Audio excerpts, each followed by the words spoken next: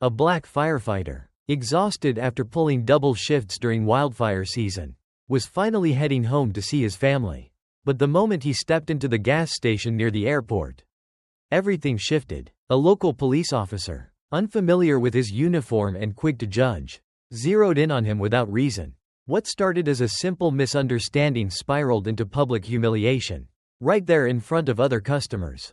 But just 6 minutes later, that officer's career came to an abrupt end in a way no one expected. What happened next sent ripples through the entire department and sparked a wave of community support for the firefighter. Stay with me, this is one story you need to hear. Before we dive in, let us know where you're watching from today. And if this story resonates with you, hit that subscribe button to hear more stories that challenge injustice and highlight the power of standing up. The sun hung low over the tree-lined streets of Greenfield. That kind of pale, reluctant sun that seemed to know it was intruding on the stillness of the morning. Marcus Hale drove slowly, the quiet hum of his sedan dissolving into the softer rustle of leaves that drifted across the asphalt. The air smelled faintly of pine and earth, the way it always did after the rain. And for a brief moment, the world felt gentle. Marcus wasn't a man who invited trouble, nor was he a stranger to it. At 54, with 2 decades of service in the police force behind him, he carried himself like a man who had seen too much and somehow not enough. His uniform hung in the backseat, a quiet reminder of the life he lived when he wasn't just another black man driving through a neighborhood where the sidewalks seemed to curl at the edges in disapproval. The light changed at the intersection of Maple and 5th, and Marcus tapped the brakes gently, allowing an older man with a cane to cross. The man nodded in thanks, but the gesture lingered too long, half gratitude, half suspicion. Marcus had seen that look before. It wasn't unfamiliar. He was almost past the elementary school when the siren howled behind him. Sharp and intrusive, shattering the fragile peace of the morning. His hands tightened on the wheel for just a second, an involuntary reflex before he guided the car smoothly to the curb. In the rearview mirror, he saw the patrol car approach, its red and blue lights flickering silently now, as if unsure whether this was truly worth the attention it had demanded. Marcus watched as Officer Travis Gage stepped out, adjusting his belt, his fingers grazing the holster at his hip longer than necessary. Marcus exhaled slowly. He recognized the type. Gage was young, mid-20s perhaps, with the kind of tightly wound expression that seemed carved into his features. His shoulders squared as he walked, his boots landing hard against the pavement, as if the sidewalk itself had wronged him. "License and registration," Gage said, his eyes scanning Marcus's reflection in the side mirror. He didn't ask if Marcus knew why he'd been stopped. The answer was already hanging in the air between them. Marcus rolled down the window, his movements deliberate, unhurried. "Morning, officer. Everything all right?" Gage's gaze didn't soften. "License and registration." Marcus reached into the glove compartment, careful not to move too quickly. He'd had this dance before, and he knew the rhythm well. As he handed over the documents, Gage's eyes flickered across the name printed at the top. Marcus saw it, the momentary hitch, the brief pause, but the recognition didn't sink in. Gage wasn't looking for names. He was looking for reasons. "You live around here?" Gage asked, thumbing the corner of Marcus's license as if testing its authenticity. Marcus met his gaze evenly. "Yes, officer. About 4 blocks from here." Gage's lip twitched, his eyes narrowing slightly. There was something uncomfortable in the air, something unsaid but heavy, like the hush before a storm. "Step out of the car," Gage said, the order crisp, sharp enough to slice through the calm.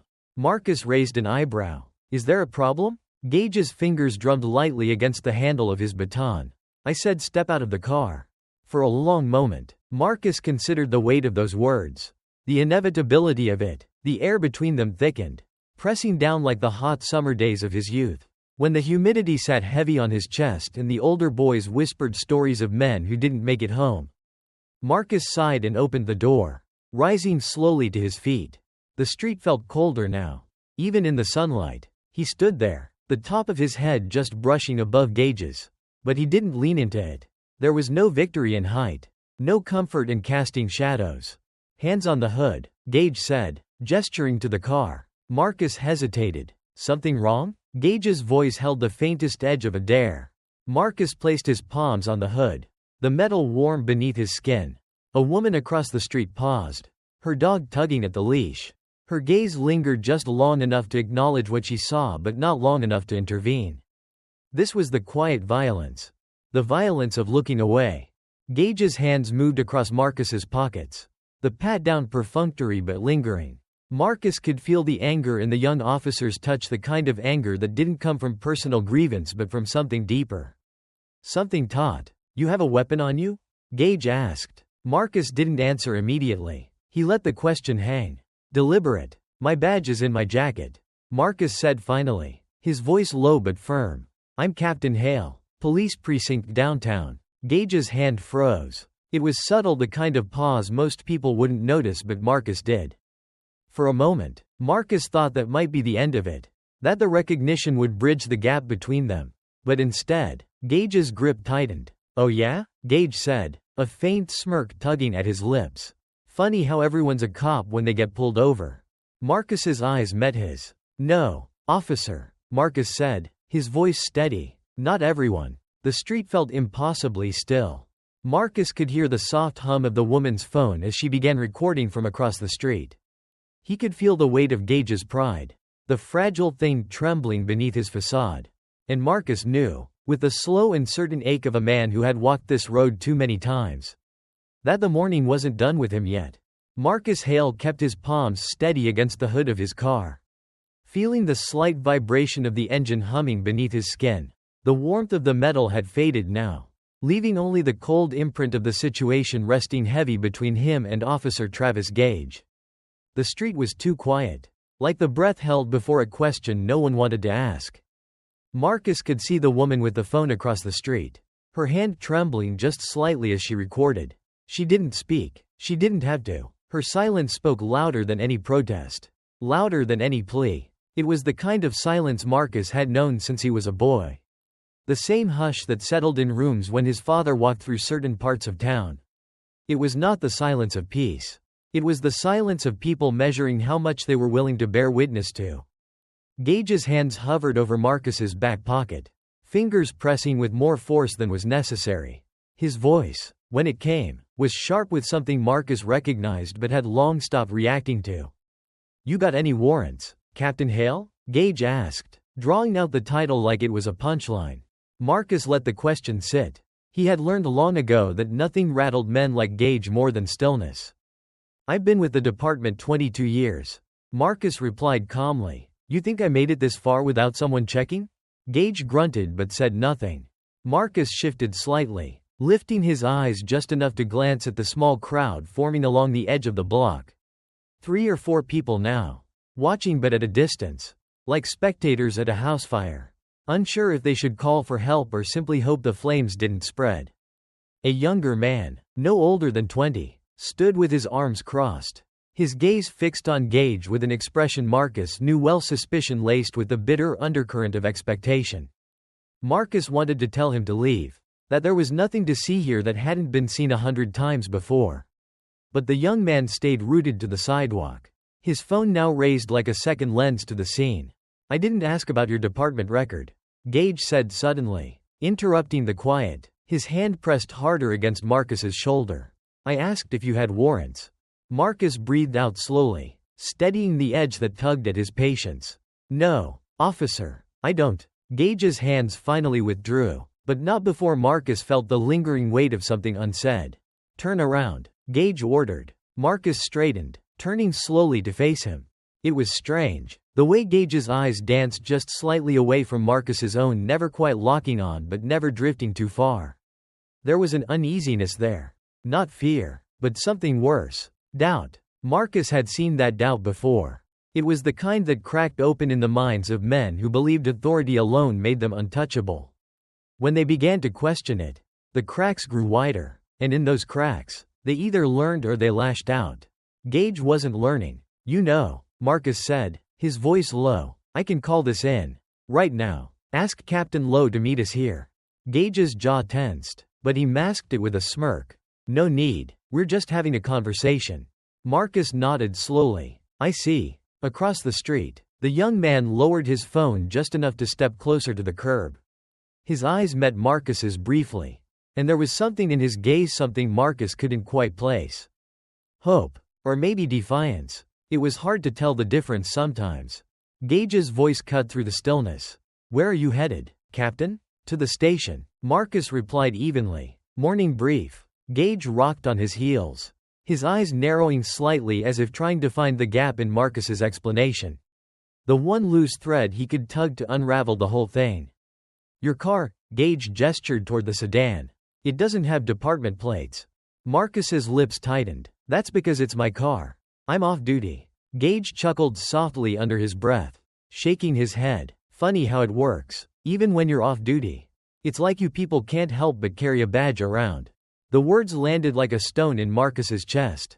Heavy but familiar. He didn't respond. Not because he didn't want to, but because he knew the weight of his words would fall on deaf ears. Instead, Marcus let the silence stretch long enough to make Gage shift uncomfortably. "Is this over, officer?" Marcus asked finally, his voice cutting through the space between them. Gage hesitated, and Marcus saw it clear as day, the flicker of doubt in the young officer's face. Gage wanted to press further. He wanted to keep the upper hand, to squeeze Marcus into the shape that best fit his assumptions. But the crowd was growing, and the eyes that watched from across the street were no longer subtle. Gage's hand dropped to his belt, his fingers grazing the radio. Marcus wondered for a brief moment if Gage would call for backup. But he didn't. He stepped back, nodding once as if to reassure himself that he had won something Marcus couldn't see. "You can go," Gage muttered, folding Marcus's license in half and pressing it into his palm. Marcus took it carefully, his fingertips brushing against the edge of Gage's knuckle. The touch was brief, but Marcus could feel the tension ripple through the officer's frame. "Have a good day, officer," Marcus said, tucking the license into his wallet. As Marcus slid back into the driver's seat, he caught the gaze of the young man on the sidewalk. And for the first time that morning, Marcus nodded, because it wasn't just about the small things. It never had been. It was about the weight they carried. Marcus Hale drove on, the quiet hum of his sedan cutting through the narrow streets like a thin blade, leaving the weight of Officer Gage's gaze behind him. But Marcus knew better than to believe the moment was truly over. It never really ended, not in places like Greenfield. The morning sunlight spilled lazily across the storefronts and picket fences. But Marcus could feel the aftertaste of the encounter lingering like a bitter note at the back of his throat. Encounters like these never announced themselves with the grandeur people imagined. They didn't come with burning crosses or shouted slurs. They slid into the cracks of daily life, the space between glances. The slight hesitation in a handshake. The extra question at a traffic stop. As Marcus turned onto Broad Avenue, he noticed a patrol car trailing two cars behind him. "Gage," Marcus exhaled through his nose, gripping the wheel a little tighter. It wasn't fear. Marcus wasn't a man easily shaken. But there was something more dangerous than fear that pressed against his chest, a simmering frustration. Old and familiar, passed down like a family heirloom. The tension didn't come from the uniform Marcus wore at work or the badge in his pocket. It came from the quiet realization that even with those symbols of authority, there were still places in America where a black man could be dressed in all the right things and still be asked to kneel. Marcus glanced at his watch. He'd be late for the station's morning briefing if this kept up. But that didn't seem to matter to Gage. 2 blocks later, the patrol car turned off suddenly, sliding down a side street. Marcus watched the rearview mirror until the flashing lights were gone. It would have been easy to let it go, to carry on with his day like nothing happened. But Marcus didn't believe in easy. By the time Marcus reached the station, the weight of the morning had settled into his bones. He parked and stepped into the precinct lobby, his sharp gaze scanning the room as he nodded at familiar faces. The station smelled like old coffee and linoleum wax, the scent clinging to every hallway like a second skin. Captain Andrea Lowe was already waiting by the conference room when Marcus arrived. She leaned against the wall with her arms crossed, her sharp blue eyes narrowing slightly as Marcus approached.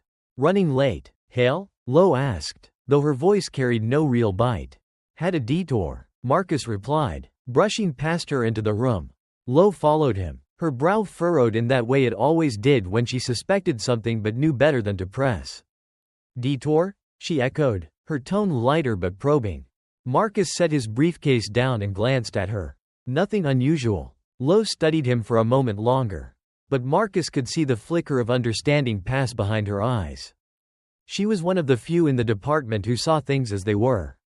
Was it Gage? Lowe asked quietly, her voice dropping as she shut the conference room door behind them. Marcus didn't answer immediately. Lowe exhaled through her nose, shaking her head. I swear, that kid's got something to prove every time he steps out of his car. Marcus smirked faintly. It's not just him. Lowe raised an eyebrow. I know, but I can handle him. Marcus nodded but said nothing. He appreciated the offer, but he wasn't naive enough to believe Gage was the beginning or the end of the problem. By lunchtime, Marcus sat alone in his office. The blinds half closed, casting thin bars of light across his desk. A half-eaten sandwich sat next to an open case file. But Marcus wasn't paying attention to either. His eyes were fixed on the small screen of his phone. The video had started circulating. The one from this morning. Marcus had hoped it wouldn't spread. But it seemed the young man with the phone had been faster than Marcus anticipated. The clip was shaky but clear. Marcus kneeling by his car. Officer Gage towering over him. The growing crowd recording in silence. The caption beneath the video read, "Even the police aren't safe from the police." Marcus's stomach twisted not from shame, but from the inevitability of it all. The comments beneath the video were already piling up. Some offered outrage, others, doubt. A few twisted the narrative altogether. We don't know what happened before the recording started. Maybe he deserved it. Respect the badge and this won't happen. Marcus leaned back in his chair, the leather creaking beneath him. It was a strange thing to watch yourself become a symbol for something you didn't ask for. A soft knock at the door pulled Marcus from his thoughts. It was Lowe. You see it yet? She asked, stepping inside without waiting for an invitation. Marcus nodded. Gage is already feeling the heat, Lowe said, leaning against the edge of his desk. People are asking questions. Good, Marcus replied, though there was no satisfaction in his voice. Lowe crossed her arms. This is going to get ugly. Marcus met her gaze evenly. It's already ugly, Andrea. It's just that people are finally paying attention. Lowe studied him for a long moment. You're going to let this play out? She asked. Marcus nodded slowly. I have to. Because this wasn't just about him. It never had been. By the time Marcus left the station that evening, the weight of the day had settled into his shoulders. The sun had already begun its slow descent, bleeding orange streaks across the sky. But the streets of Greenfield carried the same quiet tension Marcus had felt that morning. He lingered by his car for a moment, listening to the distant hum of the city honking horns, the murmur of passing conversations, the occasional bark of a restless dog. The world kept moving, but Marcus felt as if he stood still, caught in the space between memory and what came next. The video had grown legs. It was no longer confined to local channels. National outlets had started picking it up, and Marcus's face, stoic and silent, now flickered across news cycles like a grainy reminder of something people were too quick to forget. Marcus hadn't planned to become a symbol, but symbols rarely choose their moment. As he slid into the driver's seat, his phone buzzed beside him. The name flashing on the screen tugged at something old and familiar. James Hale. His father. Marcus hesitated, then answered. Marcus. The voice on the other end was gravelly, heavy with the weight that only decades of living could etch into a man's tone. Saw the video. Marcus swallowed, gripping the steering wheel with one hand. Figured you might. There was a long pause. You all right? His father asked, though Marcus could hear the real question tucked beneath the words. You knew better than to let that happen, didn't you? Marcus leaned his head against the seat, watching the last of the sunlight dissolve behind the rooftops. I'm fine, Dad. James sighed, but Marcus could almost see him nodding on the other end of the line. The way he always did when there was nothing left to say. You let them see too much. His father finally added, his voice lower now, almost cautious. You gave that boy too much of yourself this morning. Marcus let his eyes drift shut. I didn't give him anything. Marcus replied. He took what he wanted. The silence that followed was heavier than the air in Marcus's chest. Marcus drove without thinking, his hands following the familiar curve of roads he had traveled for years.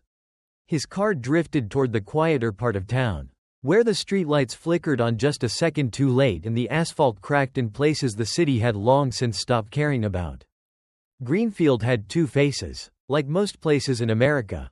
One side was manicured lawns and dog parks, where joggers waved politely at patrol cars. The other side, the one Marcus knew best, kept its head down, hoping to avoid the wrong kind of attention. As Marcus passed a row of dimly lit storefronts, he spotted him. Gage. The young officer leaned against his patrol car, parked just outside a liquor store that had seen better decades. His arms were crossed, and though he wasn't in uniform, the shape of his authority clung to him like an old habit. Marcus pulled up across the street, cutting the engine but leaving the lights on.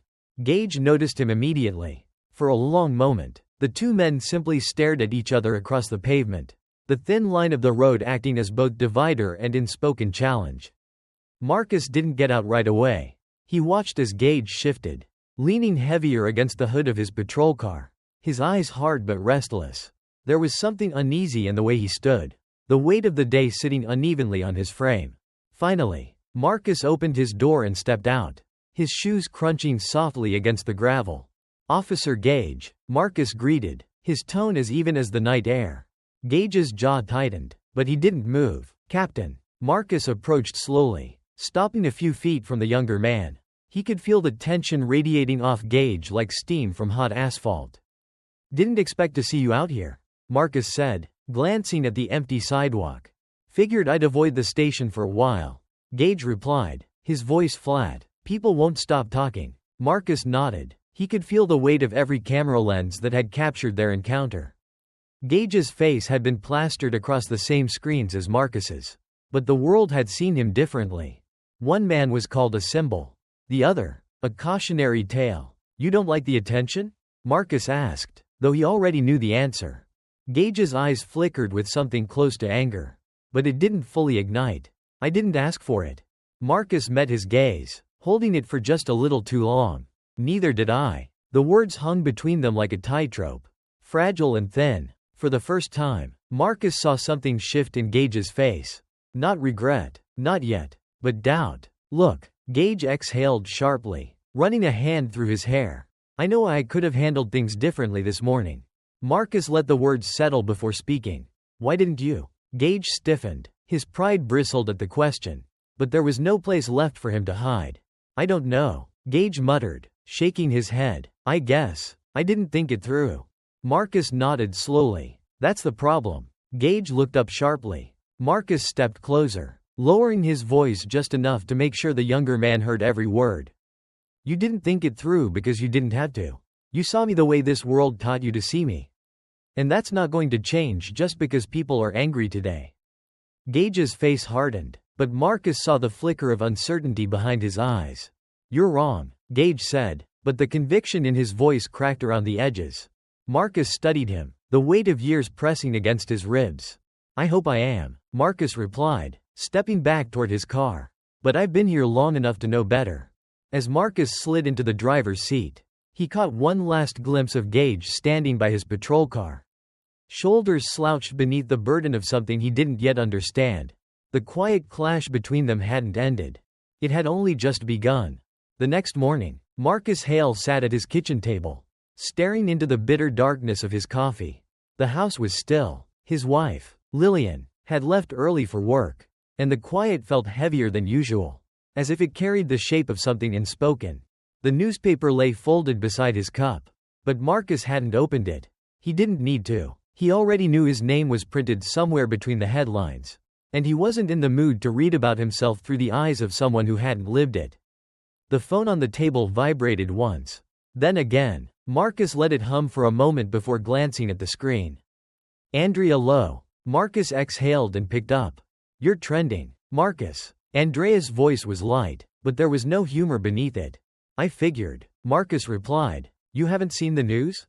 "No." "Well, maybe you should." There was a pause. "It's not just about the video anymore." Marcus frowned. "What do you mean?" Andrea hesitated, and Marcus could almost hear the tension crawling into the silence between them. "Gage's father called the station this morning," Andrea said finally. Marcus sat up a little straighter. "He's been stirring things up, saying we're throwing his son under the bus. He's talking to people, Marcus, city officials, the union. He's making this about something else." Marcus pinched the bridge of his nose, the dull ache behind his eyes threatening to spread. "Of course he is." This isn't just about Gage anymore. It's becoming about you, about how you handled it. Marcus smirked, but the bitterness in it surprised even him. I didn't handle anything. I got pulled over. That's not how they're telling it. Andrea's voice dropped lower, as if the weight of it might be easier to carry if whispered. Marcus leaned back in his chair, staring out the window at the empty street. He could see it now, how the story twisted in the hands of men who feared the reflection staring back at them. Gage wasn't just their son. He was their mirror, and they didn't like the way he looked in the light. You know how this goes. Andrea, Marcus said quietly. I know, Andrea replied, but it doesn't mean I like it. By noon, Marcus was back at the station, and the undercurrent of tension followed him like a second shadow. The station buzzed with the kind of energy that signaled something was brewing, an invisible storm forming just beyond the horizon. Marcus walked through the lobby, nodding at familiar faces. Some met his eyes, offering small gestures of solidarity. Others looked away, as if afraid too much attention might pull them into the current. When Marcus stepped into his office, he found someone waiting for him. Travis Gage. The young officer stood stiffly by the window, his hands clasped tightly in front of him. Marcus closed the door quietly behind him. Officer Gage. Gage turned, his eyes hard but restless. He looked tired, like a man who had been awake far too long chasing a version of himself he couldn't catch. Captain. Marcus set his briefcase down slowly, studying the younger man. I didn't expect to see you here, Marcus said carefully. Gage's mouth tightened. I wanted to. He hesitated, then straightened his shoulders. I wanted to say something to you. In person. Marcus waited, folding his arms as he leaned against the edge of his desk. I didn't think it would turn into all this, Gage said, his voice low. The video, the attention, I didn't expect it to follow me like this. Marcus's gaze didn't waver. And you think it's following you? Gage looked away, the color rising slightly in his face. I didn't ask for my father to get involved, Gage added. He's making it worse. Marcus nodded slowly, but the words that hovered at the edge of his tongue felt heavier than he expected. It's always worse for the one on the ground, Marcus said finally. Gage flinched at that, but Marcus didn't soften it. You thought the worst thing that could happen was someone questioning your authority. Marcus continued, but the worst thing isn't losing control, Officer Gage. It's realizing that control was never yours to begin with. Gage's hands clenched at his sides. But he said nothing. Marcus watched him carefully. He wasn't looking for anger. Anger was easy.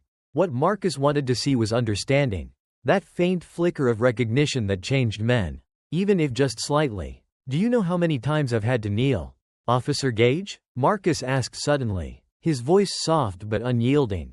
Gage's eyes snapped to his, uncertain how to answer. More times than I can count, Marcus continued, and every time, the man standing over me thought he was the first to ask. Thought it was his victory. Gage swallowed hard, his posture straightening as if bracing himself. You're not the first, Marcus said, and you won't be the last. The room settled into silence, but Marcus could feel the weight of those words pressing into the small space between them. Gage shifted uncomfortably, his jaw working as if trying to find the right response.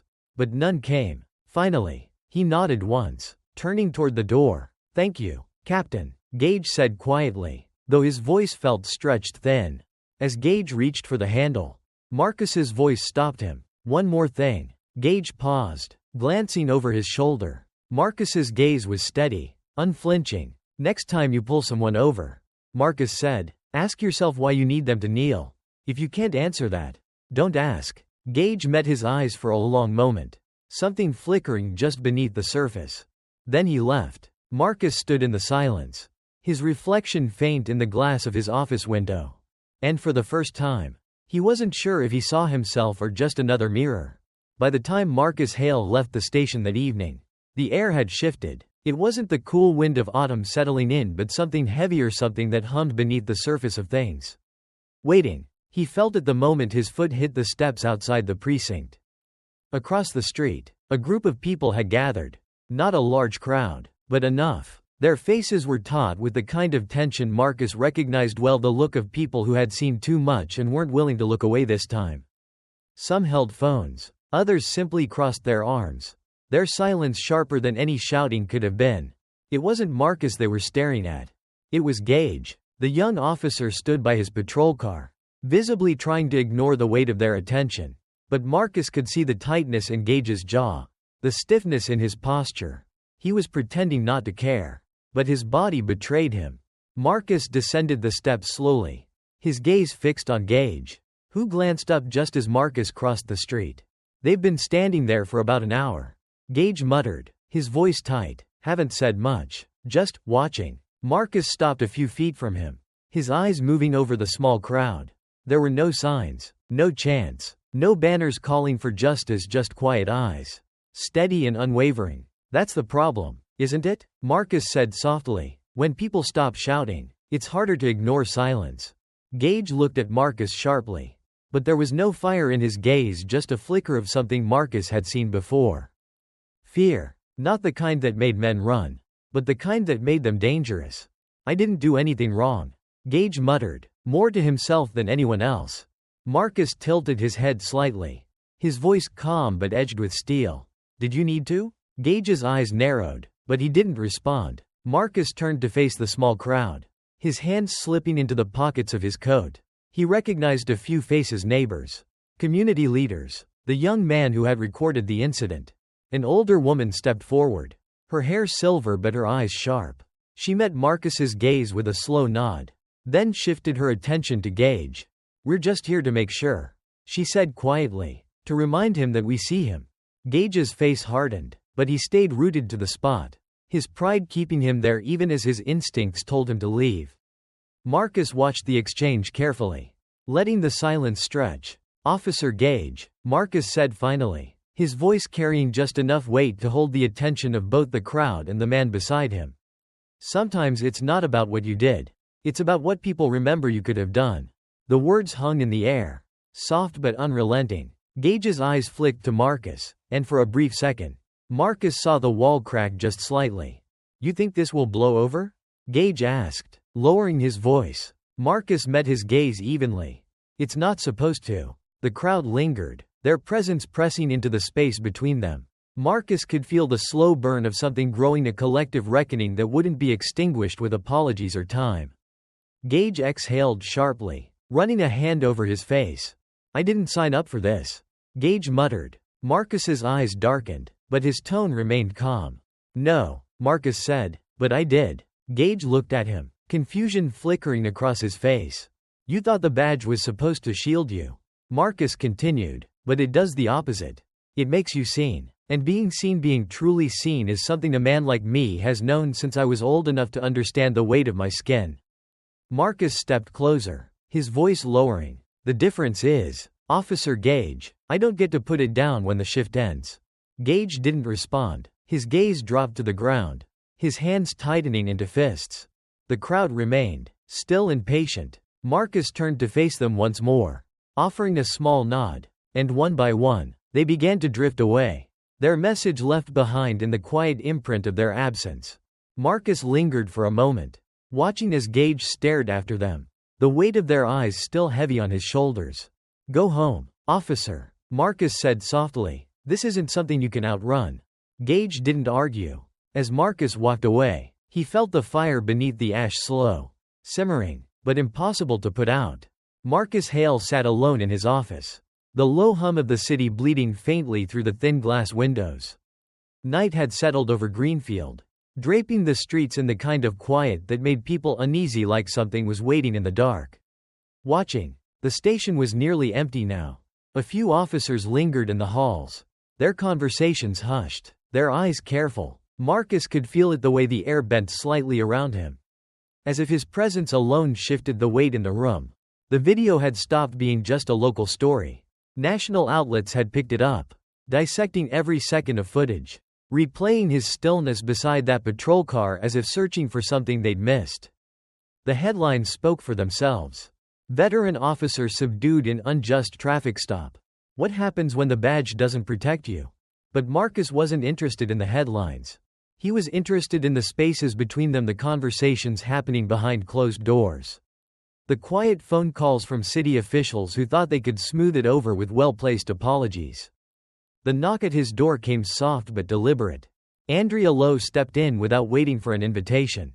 her sharp blue eyes scanning the room like she expected to find something broken. "You look worse than usual," she said, dropping a folder onto his desk. Marcus smirked, though it didn't reach his eyes. "It's been a long week."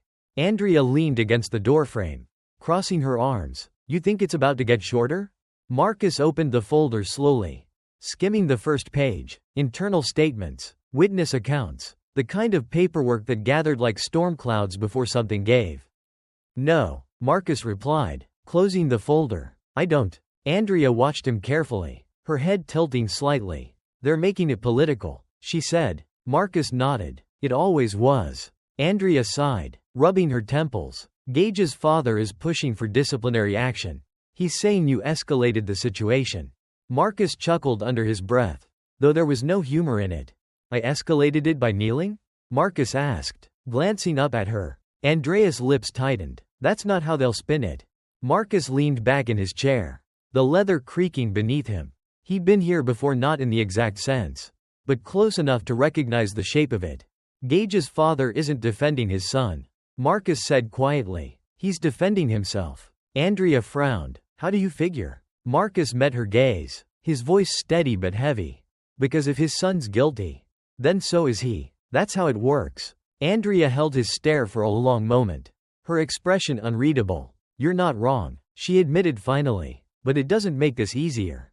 Marcus stood, walking to the window. Outside, the city stretched out in amber hues, distant and indifferent. "It's not supposed to be easy," Marcus said. "People like Gage grow up believing the world bends for them. The first time it doesn't, they lash out. And their fathers? They show up to make sure the bending continues." Andrea stepped forward, resting a hand on the back of the chair Marcus had vacated. "So what do we do?" she asked. Marcus's reflection stared back at him in the glass. "We hold the line," Marcus replied softly, "even when it bends." The next morning, Marcus arrived at the station early. But he wasn't the first. Gage was already there, sitting at his desk with his head low, flipping through files without really reading them. His movements were stiff, his presence heavy with the kind of awareness that comes when a man realizes he's become a walking headline. Marcus paused by the coffee machine, watching him from across the room. He saw the other officers glance at Gage, their eyes quick to retreat whenever Gage looked up. Isolation had a way of creeping in quietly, and Marcus recognized the shape of it now, wrapping around the young officer like a noose. Marcus crossed the room slowly, pouring coffee into a paper cup. "You're early," Marcus said, his voice calm but deliberate. Gage didn't look up. "Couldn't sleep." Marcus nodded, taking a slow sip. "That happens." The room settled into silence again, save for the faint scratching of pens and the occasional shuffle of papers. After a long pause, Gage finally spoke, his voice barely above a whisper. "Did you ever feel it?" Gage asked. "That, wait, like everyone's watching and waiting for you to fail." Marcus set his cup down gently on the table, turning to face Gage fully. "Every day," Marcus replied. Gage finally looked up, his eyes bloodshot, his face pale. "It doesn't go away, does it?" Gage asked. Marcus shook his head slowly. "No, you just learn how to carry it." Gage's gaze dropped to his hands, his knuckles white as they gripped the edge of the desk. Marcus studied him carefully. "Waiting, you know," Marcus said quietly. "The difference between you and me isn't that weight. It's how the world reacts when they see you carrying it." Gage frowned. "When I fail," Marcus continued, "they see a man who should have known better. When you fail, they see someone who deserves another chance." Gage's lips pressed into a thin line. "You think that's fair?" Gage asked, though there was no heat behind the question. Marcus's eyes darkened slightly, but his voice remained calm. "Fairness isn't part of the equation," Marcus replied. "It never has been." The weight of those words settled over the room, pressing into the space between them like a second shadow. For the first time, Marcus saw something unfamiliar in Gage's expression. Not guilt, recognition. It was small, fragile, but it was there. And sometimes, Marcus knew, that was enough. The rain came that afternoon, slow and deliberate, as if the sky itself had grown weary. Fat drops slid down the station's glass windows, distorting the view of Greenfield's streets in that quiet, indifferent way rain often does. Marcus Hale stood at the edge of his office, watching the city blur into something unfamiliar. The water streaked down in crooked lines, bending the world just enough to make it strange but not unrecognizable. Behind him, the station buzzed with the usual rhythm, phones ringing, boots scuffing against linoleum, the low murmur of officers sharing news they didn't want overheard. But the weight of the week pressed into those sounds, leaving them dull, half-hearted. The fallout had begun to take shape. Gage's father had made his calls. Meetings were scheduled. Union representatives lurked in the background, their polished shoes tapping against the edges of conversations. And somewhere beneath all of it, Marcus could feel the pulse of something that refused to break but wasn't far from cracking. A quiet knock interrupted his thoughts. Andrea Lowe entered, holding a folder close to her chest. She didn't speak right away, but Marcus could see the tightness in her jaw. She closed the door softly behind her, as if to keep the world out. "They're pushing for mediation," Andrea said, handing him the folder. "City's afraid this will spill into the press again. They want you to sign off on a reduced penalty for Gage." Marcus's hand hovered over the folder, but he didn't take it. "I assume that's coming from higher up," Marcus said, his voice low. Andrea nodded. "Gage's father has friends. You know how that works." Marcus let out a slow breath through his nose, his eyes drifting back to the window. "They think this goes away if we sit in a room and shake hands," Marcus said. Andrea leaned against the desk, crossing her arms. "That's the idea. Optics over accountability." Marcus finally took the folder, flipping it open with one hand. The paperwork inside felt heavier than it should have, like every page carried the weight of every quiet compromise he'd been forced to make over the years. 2-week suspension. Sensitivity training. Marcus chuckled under his breath, though there was nothing funny about it. "That's what they're calling justice now," Marcus said, setting the folder aside. Andrea's eyes met his, steady and clear. "What are you going to do?" Marcus let the question hang in the air for a long moment. The rain tapped against the glass, filling the silence between them.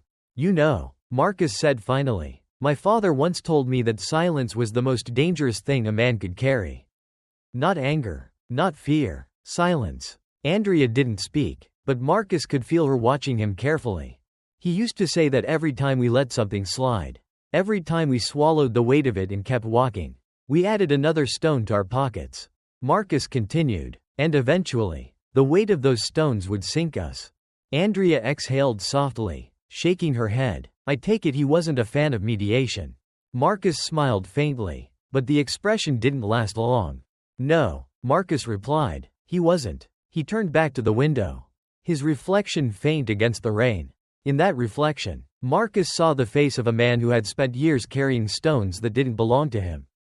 But there was something else too, something quieter, more stubborn. "Resolve. I'm not signing it," Marcus said, his voice firm. Andrea didn't flinch. She nodded slowly, as if she had expected that answer all along. "Then you know what comes next," Andrea said. Marcus nodded. "I do." The meeting was set for the following evening. Marcus arrived early, stepping into the sterile conference room where city officials, union representatives, and a handful of senior officers waited. The air was thick with forced politeness, the kind that barely masked the impatience beneath. Gage sat across the table, flanked by his father and a lawyer Marcus didn't recognize. The younger man's face was pale, but his posture remained rigid, his shoulders squared in defiance or perhaps pride. Marcus took his seat without acknowledging the whispers that followed him in. The mayor's representative cleared his throat, shuffling papers as if that might reset the tension in the room. "We're here to find a resolution," the man began, offering a practiced smile, one that satisfies all parties and avoids unnecessary division within the department. Marcus said nothing. Gage's father leaned forward, clasping his hands together on the table. "My son has served this city honorably," he said, his voice measured but sharp. "This was an unfortunate misunderstanding, nothing more. I think we can all agree that we don't want to see a good officer's career derailed over a mistake." Marcus's eyes narrowed slightly, but he let the man continue. "I believe a suspension and additional training is more than fair," Gage's father added. "We all learn from moments like this." Marcus shifted, his gaze locking onto the older man's face. "You see," Marcus said quietly, "that's the problem." The room fell silent. Gage's father frowned. "Excuse me?" Marcus leaned forward, resting his hands flat on the table. "You talk about this like it's a lesson. Marcus said. Like this is just one of those mistakes young men make on their way to becoming better officers. He paused, his eyes steady. But when men like your son make mistakes, people like me end up kneeling in the street, Marcus said, and somehow, we're the ones expected to be grateful that it wasn't worse. The weight of those words lingered in the room, pressing into the spaces between every unspoken thought. Marcus glanced at Gage, whose gaze flickered to the table. Accountability isn't about ruining careers. Marcus continued. It's about making sure the next person doesn't end up with a knee in their back because someone decided they had something to prove. Gage's father shifted uncomfortably, but Marcus didn't let up. This isn't about politics or optics, Marcus said. It's about responsibility. And if that's inconvenient for some people in this room, so be it. The mayor's representative cleared his throat nervously, attempting to regain control of the room. Well, the man began. Perhaps we can revisit the terms. There's no need, Marcus interrupted, standing. I've made my decision, Marcus said, sliding the unsigned papers back across the table. Gage's eyes lifted, meeting Marcus's for the first time that evening. And for the first time, Marcus saw something that resembled shame. But shame alone wasn't enough. Marcus walked out without another word, leaving the weight of the silence behind him.